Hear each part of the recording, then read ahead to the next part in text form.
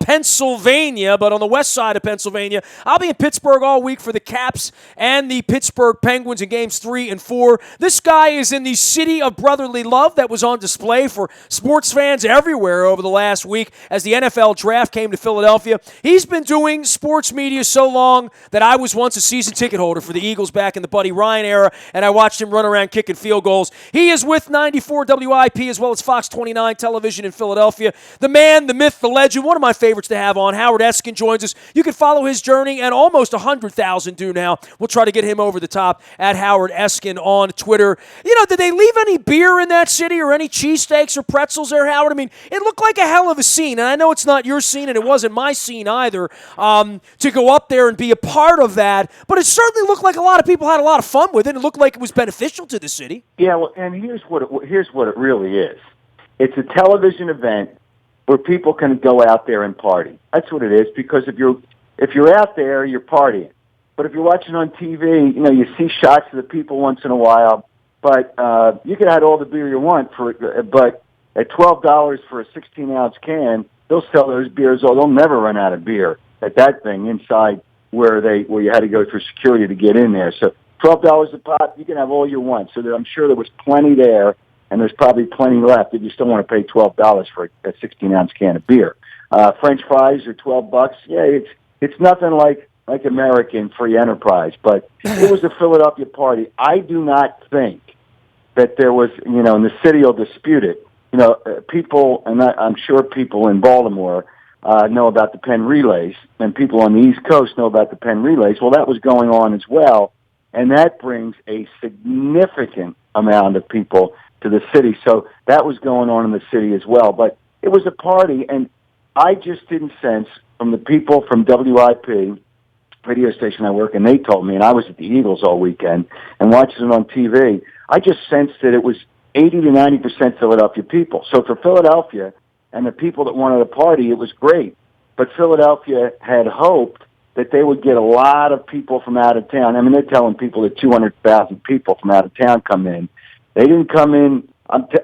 You just had to look at it, and you could see it was Philadelphia by the reactions that went on, the things that went on. And for Philadelphia, it was a party. So I thought there'd be like Ravens fans would come up, Redskins fans, maybe even Steelers fans from, all over the part of the state.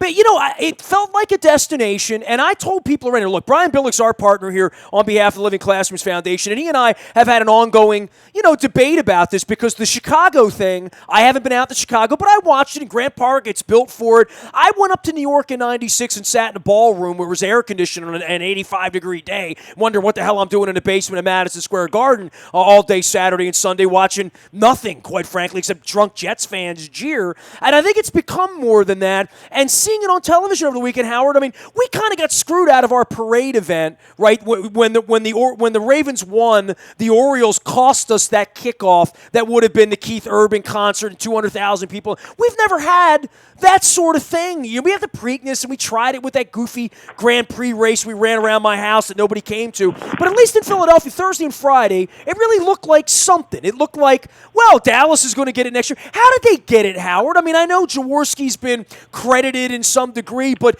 Chicago had it, and clearly I think cities are going to pay to have this thing now because it really does bring a lot of people down, and there was a made-for-television part of it that was impressive from where I was sitting, Howard. And I thought to myself, if I had a little kid, maybe it wasn't a good environment to take a bunch of little kids to, but I sort of saw it as that. Like, put your kids in the car and go up there and run around, throw footballs. Maybe I'm wrong, though. Well, it was first of all, you have to pay for it. So the city paid the NFL for the event. They paid for it. The NFL does a lot of the building because Philadelphia didn't have a ready-made place. They had to build that amphitheater, and if you wanted to see Rocky, you're going to have to wait till they take it down because it was covered up. But it was you have to pay for that event, and the NFL knows that cities will pay for it. So how did Philadelphia get it? I mean, they had some political people talk to the NFL, and they gave you this. Well, it was started here. What was it, 80 years ago, whatever the heck it was? I don't even know what the date was, but the first NFL draft was in Philadelphia. So they used that, and somewhere along the way, I guess you had to give Philadelphia the event. But they're going to change it. They're going to move it around. Again, I don't know how many people were in Chicago from out of town. Remember that's in the central part of the country. So I saw some people with Seahawks jerseys. I guarantee you they weren't from Seattle. They were just Seahawks fans in Philadelphia. Same with Dallas jerseys. They weren't Dallas people that came here. They were just people who were Dallas fans in Philadelphia. But that's what the city had told us it would be, that a lot of 200,000 people are going to come into the city. 200,000 people didn't come into the city, but there were a lot of people from Philadelphia that went down there and partied. But, yeah, I think it's going to be in Dallas from what I'm hearing next year as well, and they'll pay for it, and you just build a lot of different things around it. They have the NFL experience. Same thing they do at a Super Bowl. So they build all those things around it. But the problem that Philadelphia had, even though you look back and you say, okay, you're at the draft, there were only 3,000 seats in the amphitheater. The NFL took 2,000, and the other 1,000 were in a national lottery. So most of the people inside that had seats, were not from Philadelphia. And that was, I think, a problem. Now, if you get a bigger venue, they couldn't get the Wells Fargo Center, which is 18,000 seats, because the dates were blocked out. But I'm sure there are places where you can have more seats to create an event, and you can have the NFL experience in the parking lot. That's why you couldn't have it downtown in Philadelphia. There was no place to put the NFL experience. But for Philadelphia, it looked great. I get all that. The people in Philadelphia had a hell of a time, and they enjoyed it. But I didn't see many people. I didn't see many people from outside the city. So if cities hope they're going to make it by people coming in, I don't know if that's the case. Now, if cities want it because it's a big party for the city, then that's great. And that's what it was here in Philadelphia. It was a party for the city. The traffic was out of control because everybody who went to the Penn Relays in the draft had to take the same exit off the interstate. That wasn't a lot of fun for those people because logistically there was no real way to get there. You probably had to walk about 5 or 6 blocks after you parked your car, where you can't just pull into a parking lot. But on TV, it looked great. I know that the NFL put out a number of 250,000 people. That was what the city gave them. And talking to the police, there was under 200,000 people for the 3 days. But every city builds it up. But again, it looks nice. It was a party for the people of Philadelphia, not for many people outside. And I don't know that the Eagles really wanted it here. It was nice because they couldn't have their party at Lincoln Financial Field. They had to have it down there. They had to rent a place down there. So it was a little bit of a problem. And when the city got it, the Eagles didn't have a first-round pick. So I don't know if that after the city got it, then that's when Bridgewater got hurt and they made the trade with Minnesota to get the 14th pick in the first round. So all that said, the Eagles had less than 10 tickets as a team. So the teams don't get tickets. That's the only problem for fans. Now, because the venue in Philadelphia wasn't that big, but the venue in other places I'm sure will be bigger, and the NFL will make sure that, hey, anywhere you put that, people will come. And I don't know if it's out-of-town people. It wasn't here in Philadelphia. But your people, the people from the Baltimore and the outlying areas in Maryland and I'm sure in Virginia, will come, and they'll have a party. And it's just because Redskins fans, they're not as rabid as the Eagles fans. Ravens fans aren't as rabid as the Eagles fans. But I think some would dispute that, Howard. I'm not going to let you get away with that. But I would agree that there's a rabidity up there, and there's also a hunger up there. We've had a couple of parades here, and I think every draft for the Eagles. And look, last year it looked like a disaster for the organization, right? It's like we traded away all of this. We signed signed Bradford in the offseason, and now we're going to give away the whole draft for Carson Wentz. A year later, they come out smelling pretty good. I mean, it feels to me like Whoa, Go ahead. Hold on, wait a minute. Wait a minute. Go ahead. That was a good move. You see how hard it is to get a quarterback? I do. That's what you have to do. And I forget all the picks they got. We'll see if half of those picks made it. But Carson Wentz, in the eyes of many now, was the best quarterback in last year's draft and the best quarterback in last year's and this year's draft. He's better than Trubisky. He's better than Watson. He's better than any quarterback that is coming out of this year's draft. Next year, I understand, is the year for quarterbacks. But if you need a quarterback, you've got to do what you got to do. And the Eagles got rid of some high-priced dogs, and that would be Byron Maxwell, who they traded to Miami, and DeMarco Murray, who was really not happy here in Philadelphia. They got rid of those people and their contracts in helping to move up. That was not whatever they gave away. The one player that they got that's going to make this team better, if they're ever going to get there, is Carson Wentz, and it looks like he could be a really good quarterback. So for you to say that they gave away everything, I'm saying a year ago today, before he showed that he could actually play, there was a lot of question about what are they doing there in the offseason. They had the most bizarre offseason of any team last year, and I guess to my point is they've come out of this smelling pretty good right now, right? It all worked out in the end. They got a quarterback. It was Now, it might not work out as well for the Chicago Bears or for the Kansas City Chiefs or for the Houston Texans. It sort of went all in, but the Eagles have come out smelling pretty nice, including getting a kid that I think fell to them. I think the Ravens would have loved to have had him at 16 and Derek Barnett, and a guy that can get off the edge. Did you like the Eagles draft, Howard? Yes. In terms of what they wanted, they didn't want Joe Mixon. Most teams, and I reported he was off the board weeks before the draft, off their draft board. Most teams had him off their draft board. You don't want those kind of problems, and that video will play forever with Joe Mixon. So they were looking for a running back. They were looking for a wide receiver. I'll tell you the two players that they thought might be there when they picked at 14 were Corey Davis, and people are amazed he went at the 5th pick, Corey Davis, who they really, really liked, and Derek Barnett. And once Corey Davis was gone and all those offensive players were taken, 3 wide receivers, 3 quarterbacks, you had a couple of defensive linemen there. They didn't really like the Redskins got Jonathan Allen, but they're worried about his shoulders. There's things that could be chronic for him. So they wanted Barnett over Jonathan Allen, and they got once you got to that point and you knew who you were going to get there, that's who they wanted. They wanted Derek. They had about 5 or 6 guys. Conley was one of them, but they didn't want to touch him once they investigated what happened with him, and we'll see what happens. But if anything, it was such a horrible lack of judgment.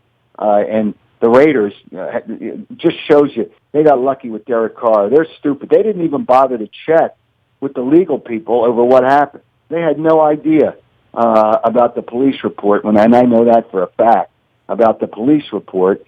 And the fact that you don't check that is just stupid. I thought Conley would not be drafted in the first round. But if that hadn't happened, the guys that they hoped would be there, and maybe a couple others, were Conley, Corey Davis, the wide receiver out of Western Michigan, and Derek Barnett, the defensive end out of Tennessee. And they are very, very happy with Derek Barnett. He is Howard Eskin, Philadelphia legend at WIP as well as 29 TV and Fox up in Philadelphia on the back end of the draft. Joining us here, you can follow him out on Twitter at Howard Eskin as well as out on Facebook. He also does a lot of live streaming on the Periscope as well. You know, Howard, you guys said at 14, the Colts at 15, Ravens at 16, Redskins at 17. That whole area of the draft, I think even with the Cardinals after Watson went at 12, 3 quarterbacks, 3 wide receivers at 13. I don't think any mock draft would have predicted anything like that. It really slipped a bunch of good players and all those Alabama guys down the board a little bit. I don't think the Ravens thought they were going to wind up with Marlon Humphrey, and I can guarantee you the Buccaneers thought there was no chance they would have wound up with O.J. Howard. I mean, the quarterback and the wide receiver run really benefited the teams in the teens, I thought. Well, here's what you got to do with mock drafts. Do you have a trash can in the shredder next to you? Mock them, okay. Yes. Take them all before the draft. Get the shredder, and then throw them in the trash can. Because the mock drafts are a bunch of hocus pocus. Everybody that thinks they know more than the teams. Nobody thought it would have played out the way it did, but that's because people look at all these mock drafts.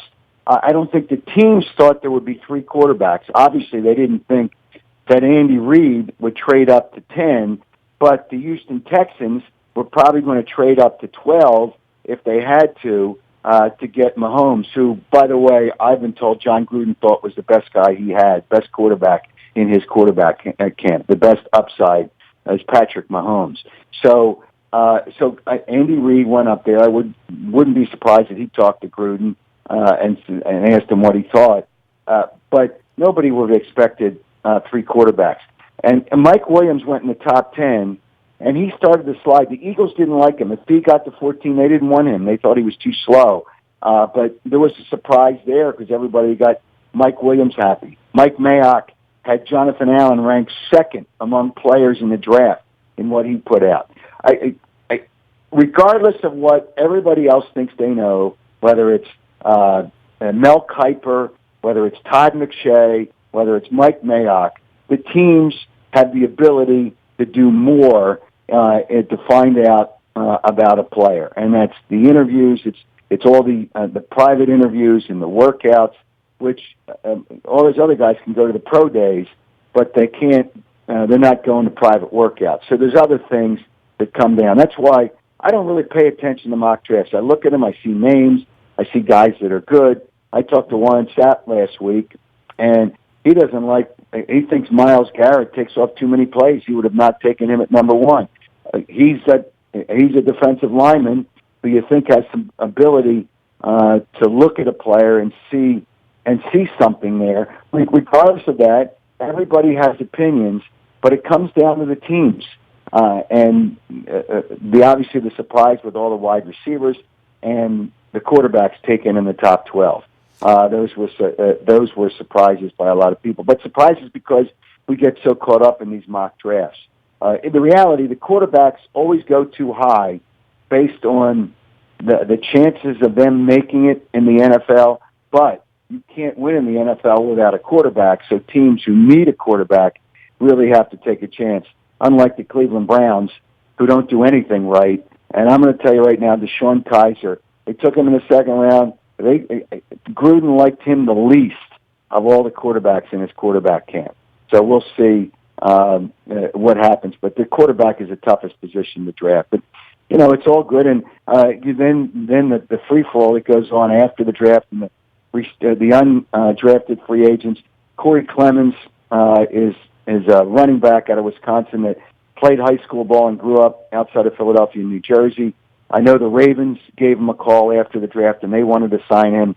But obviously it was an easy choice for him being from Philadelphia and wanting to sign with the Eagles. And the Eagles really do need a 3-down back. And if he is what some people thought he was, I can't believe he wasn't drafted at all, then they might have their 3-down back. So there's a lot of things that go into all these things. Howard, you were around during the Andy Reid thing when Harbaugh was up there in the transition, and now you see McDermott running a team up in Buffalo, and they threw Whaley out of there on Sunday morning. This new regime on the back end of the Chip Kelly thing, whatever that was, you must admit it was a pretty unique sort of an environment that he brought in, for better or for worse, and there was a little bit of success and high expectations. Where are you now on the Peterson thing with Schwartz up there and with how the place is being run and where they are now that they allegedly have a quarterback, at least for the next 3 or 4 years, we're all going to consider, a real franchise quarterback that they feel they can win with. Are you happy with what they're putting on the field? Do you have expectations they can win 11 or 12 games this year? Well, there's a lot of different questions you put in there. Let me just start with the front office. Everybody really thinks the world of Joe Douglas. And Joe is really, Howie Roseman makes the final decision, the vice president of football operations, but Joe Douglas really has major input into the players they're going to take. So they like Joe Douglas. I know spent some time with the Ravens. Now, as far as the head coach, I think he's done a great job with Carson Wentz. He knows situations to put him in.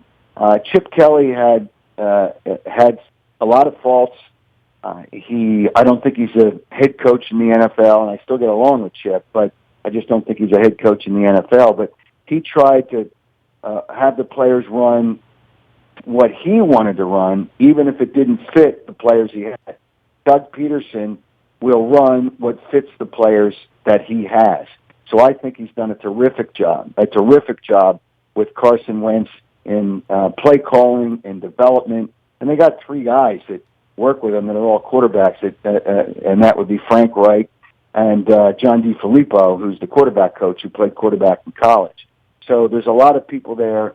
But does Doug Peterson need to get better? Yeah, but fans. But I think he did a good job, but he's got to improve on that. But fans whine and moan about play calls. I don't give a damn about play calls. Do the players play for him? Is he doing the right things with the players? Play calls. I mean, Bill Belichick, the Super Bowl. That might have been the most stupid, ridiculous onside kick at the time that they did it.